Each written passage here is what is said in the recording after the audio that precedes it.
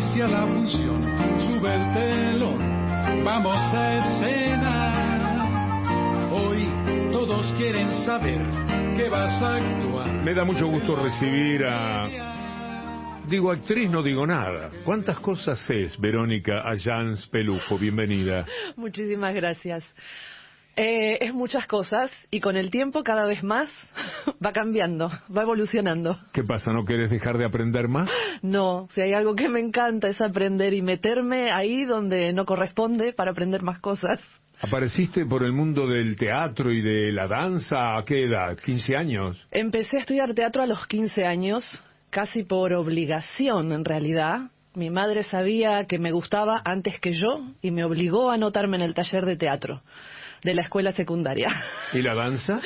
Y la danza llegó después porque siempre me gustó, siempre fui inquieta, siempre fui muy kinestésica, como le dicen, lo mío es todo muy corporal, y lo de la danza fue un agregado. Yo digo que soy una actriz que baila, y en realidad me gusta más catalogarme como artista, porque creo que lo de actor es algo que queda como muy cerrado a un ámbito muy específico, y la verdad es que yo fui estudiando diferentes cosas y me gusta observarlo desde ese lugar, desde el artista. Ustedes son además empresarios con tu esposo, con Osvaldo Pelufo, ¿verdad? Podríamos decir que sí. Yo creo que ya pasamos de emprendedores a empresarios. El Teatro El Ojo.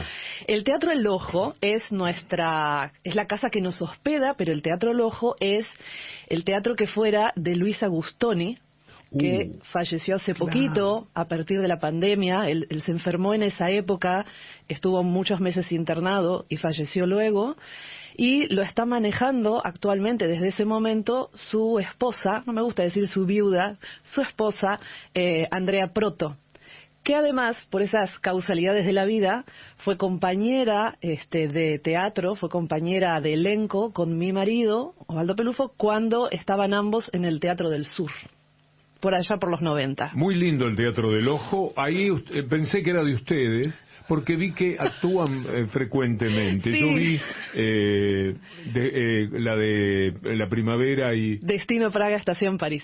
Destino Praga, Estación París, que me deslumbró como obra. Está todavía. Bajó la semana pasada, pero capaz tengamos novedades. Porque ahora están haciendo otra que se llama No Matarás. Exacto, No Matarás del otro lado. ¿De qué es esta obra, No Matarás? Contame un poco. No Matarás del otro lado es la segunda parte de lo que nosotros llamamos la trilogía argentina, que empezó con Ravioles. Hicimos 3 temporadas de Ravioles, 2 temporadas en el Teatro del Callejón y la última temporada en el Teatro El Ojo, y estrenamos ahora No Matarás, que es el otro punto de vista de lo que sucede en la obra Ravioles, es decir, va avanzando en la historia y mostrándonos la parte que en Ravioles no se ve. ¿Y que pasaba en Ravioles, que la vi? En Ravioles, es verdad, llegaste cuando se estaba haciendo en el Callejón, es cierto. En Ravioles pasaba lo siguiente, Ravioles está basada en una historia real, en donde un grupo de tareas lleva a un detenido desaparecido a la casa de sus padres a almorzar los ravioles del domingo. Pero... ¿Qué lío se arma ahí?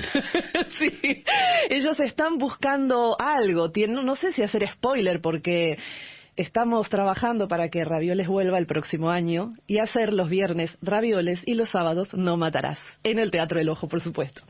Pero bueno, esta gente, si podemos decirle así, esta gente tiene unas ideas determinadas y quiere hacer un intercambio. Durante toda la obra se menciona a un personaje, que es Oscar, que es el primo de Daniel, el detenido desaparecido, pero Oscar nunca aparece. Por lo tanto, cada vez que terminaba la obra, no voy a contar lo que sucede, cada vez que terminaba la gente preguntaba, ¿Oscar viene? ¿Oscar se salva? ¿A Oscar lo agarran? Y el director muy hábilmente iba dando diferentes respuestas y íbamos viendo las reacciones de las personas. Y uno de los espectadores, que ha venido más de una vez, le hizo la invitación a Osvaldo de escribir una obra de teatro que contara quién es Oscar. ¿Y es esta No Matarás? Y No Matarás, del otro lado, cuenta qué hizo Oscar, quién es Oscar, y trata de... Oscar vuelve a la casa de sus padres a vender la casa, que era de la familia, en realidad de sus abuelos, no de sus padres, y mientras espera al señor de la inmobiliaria, aparecen todos los recuerdos que lo atormentan. y aparecen sus compañeros de montoneros. Oscar es un montonero, y aparece también el recuerdo, y acá nosotros lo que hicimos con Osvaldo fue mezclar un hecho real, que es el atentado de Montoneros a Cesario Cardoso, jefe de la Policía Federal de esa época, con un montón de testimonios que aparecen de personas que estuvieron en la lucha armada en esa época. No matarás, pero del otro lado está entre paréntesis. Yes. ¿Qué quiere decir eso? Porque es del otro lado. Por un lado, escenográficamente vemos el otro lado de la casa de Ravioles. En Ravioles vemos el living y aquí vemos una habitación, o sea que estamos del otro lado. Y por otro lado, siempre estamos en Ravioles viendo la historia de lo que sucede a esa familia, y acá estamos viendo qué pasaba del otro lado con este primo tan particular. En Destino Praga, París. Estación París. ¿Cuántos años tiene tu personaje? Mi personaje es indefinido. ¿Cuántos crees que tengo, Víctor Hugo? No. Yo no me ofendo. No, al contrario, porque me pasa algo, entonces lo comento en voz alta. Me pareció que te avejentaste en la obra. Yo me reí mucho cuando dijiste algunos más añosos y dije, ¡oh, me dijo añosa! Bueno, es insólito porque te veo mucho más joven de lo que te vi en la obra. Creo que nunca nos habíamos cruzado. No nos habíamos cruzado. Es notable que una mujer, con lo cuidadosas que son del tema de las edades, se ponga años para poder dar el personaje, porque efectivamente es un personaje que tendría 20 en la primera parte de la historia y ahora tendría unos 50 o 60. Exacto, esa es la edad que tendría más o menos Beatriz, entre los 50 y los 60, 55, yo tengo 47. Qué linda obra, cómo resolvieron el tema de la jovencita que desapareció en aquel momento inicial, año de la caída del muro, ¿sería? Sí, y nosotros centramos la obra en 2019 y fueron 30 años antes. Exacto.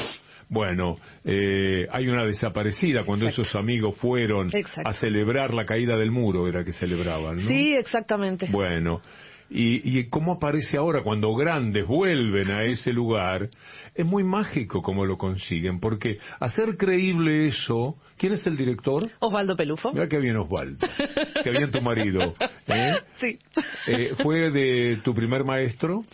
Exactamente. No escapamos a la historia del maestro de teatro y la alumna, pero aquí fue todo legal, no hubo nada engorroso, nada extraño. La historia da para contarlo de una manera turbulenta, pero lamento decirles que nada que ver. No, claro, no. Pero veo que entre varios maestros muy buenos, Osvaldo fue uno de ellos, sí, ¿no? Sí. Como Gandolfo, ¿quién es más? Yo estudié particularmente con Carlos Gandolfo en un momento determinado y con Osvaldo Pelufo, básicamente.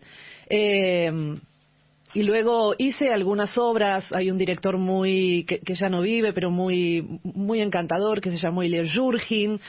Pero la realidad es que, y bueno, Hernán Zavala también, algunas cosas en lo que tenía que ver comedia. Después creo que hubo mucho más entrenamiento en lo que se refiere a lo corporal. Pero la realidad es que si yo todo lo que aprendí, todo lo que sé, lo aprendí de Osvaldo. ¿Haces coreografías? Sí. ¿Sabes qué? Me resulta mucho más improbable imaginar una coreografía que una obra de teatro o una novela. Ayer fui a ver... ¿Ayer era domingo? Yes, sí, bueno, señor. Fui a ver otra vez, por segunda vez, el ballet que está dirigiendo Julio Boca, porque bailaba un bailarín de familia amiga, y entonces quería verlo otra vez porque los bailarines se alternan. Sí. Y cuando vi de nuevo la coreografía, ya más relajado, viendo el espectáculo que había visto 4 o 5 días antes, digo, ¿cómo se les ocurren los movimientos y cómo graban el movimiento que van a hacer de acuerdo con la música? Y empecé a pensar que es una de las tareas más difíciles que existe. ¿Puede ser? A ver, puede ser. No es fácil. Pero hay algo, creo que algunos tenemos más facilidad para recordar con el cuerpo, o por ahí alguna vez te pasó o les pasó a los espectadores, a quienes están del otro lado del mic, de que ir a algún lugar a hacer algo, llegar y decir, ¿para qué vine yo acá? Volver atrás, a hacer lo que antes estaban haciendo y acordarse, tenía que agarrar tal cosa, o olvidarnos dónde dejamos algo y tratar de rehacer el caminito, y ese es el cuerpo trayéndonos la información. Está emparentado con eso. Sí, a mí se me hace muy improbable. De las cosas que uno imagina, yo sería capaz. Por supuesto que soy incapaz de miles de cosas, pero de las que veo habitualmente, una obrita de teatro me animaría. De hecho, lo hice. Una novela, sí. Claro. Pero una coreografía es inimaginable para mí. Hay un vértigo, sobre todo si uno baila con otras personas, en donde si uno se equivoca o olvida un paso, el resto sigue. Creo que uno queda mucho más expuesto, tal vez, que en el teatro, donde si uno se olvida una parte del texto, puede improvisar o está el compañero y puede que el espectador no se dé cuenta. Tal vez en una coreografía es más difícil salvarlo. Todas eran coreografías conjuntas ayer. Claro. Y no sabes, eran, qué sé yo, 15 bailarines que saltaban al mismo tiempo y movían los pies, ¿cómo se llama eso cuando juntan los pies así? A una velocidad, y eran igual y caían al mismo tiempo, estuvo muy perfecto. Incluso te diría que esta vez todavía más que la primera vez que lo vi. Y también es inimaginable conseguir que memoricen al mismo tiempo todo eso, tantas personas, por más profesionales que sean. Digo, ¿cuánto ensayarán? Sí, y a veces también nos pasa como actores que hay un espectáculo que yo hago que se llama La Señora Macbeth, que es un espectáculo de Griselda Gambaro. Nosotros lo hacemos en versión unipersonal y yo estoy 1 hora hablando en el escenario. Y muchas veces, con mucha cosa corporal, la gente lo que más le asombra es ¿cómo hiciste para aprenderte todo ese texto? Y para nosotros es algo, entre comillas, normal. Sí, tenés buena memoria. Tan normal no es para todo. Depende para qué. Tengo muy mala memoria para las fechas, para los hechos históricos, pero tengo muy buena memoria para recordar lo que hay que decir en escena según lo que estaba haciendo. Corporalmente, viene el texto con mi cuerpo. Y creo que a los bailarines, por su entrenamiento también, para ellos hacer un acorio debe ser como lavarse los dientes.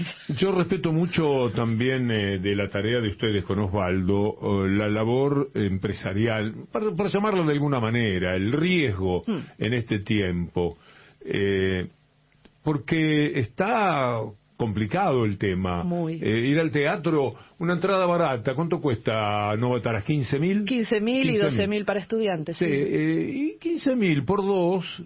son 30.000. Sí. Y un taxi, una cosa, y no hay, y sin embargo cobrar lo menos de eso no se puede levantar el telón.